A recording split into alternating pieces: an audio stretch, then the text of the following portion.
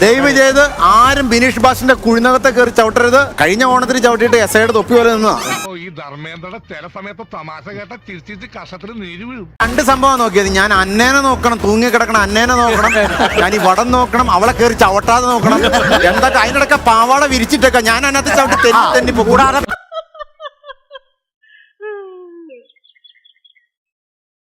എല്ലാരും കേട്ടോണ്ടിരിക്കുകയാണ്. ചേച്ചിയെ മിസ് ചെയ്തത് ഞങ്ങൾ കുറെ തവണ പറഞ്ഞു. എന്താ ഒരുമിച്ച് വന്നില്ല? നമുക്ക് ഇവിടെ സെലിബ്രേറ്റ് ചെയ്യാറുണ്ടല്ലോ. എന്റെ പൊന്നോ വേണ്ട വേണ്ട കണ്ടാത്തോണ്ട. കേളി എന്ന് പറഞ്ഞ സിനിമയിലൊക്കെ പോലെ ഒരു വേഷങ്ങളൊക്കെ ഞങ്ങൾ ഇപ്പോഴും പ്രതീക്ഷിക്കുന്നു. രണ്ടുപേരുടെ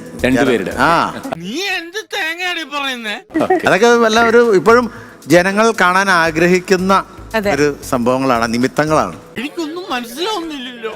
ബൈ ദി വേ, കേളി എന്റെ മൂവി അല്ല.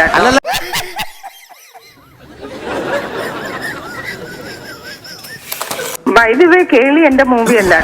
ലോക പൊട്ടനാണ്. പൊട്ടന്ന ലോക പൊട്ടൻ. എനിക്കറിയാം. അതിനകത്ത് മറ്റേ ഇവരാണ്. കൈവിട്ടു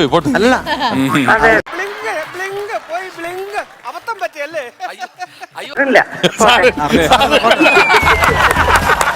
ആണെങ്കിലും എന്റെ അടുത്ത് പാർവതി ചേച്ചി സംസാരിച്ചു. ഇനി കിടന്ന് ഉരുണ്ടിട്ട് കാര്യം.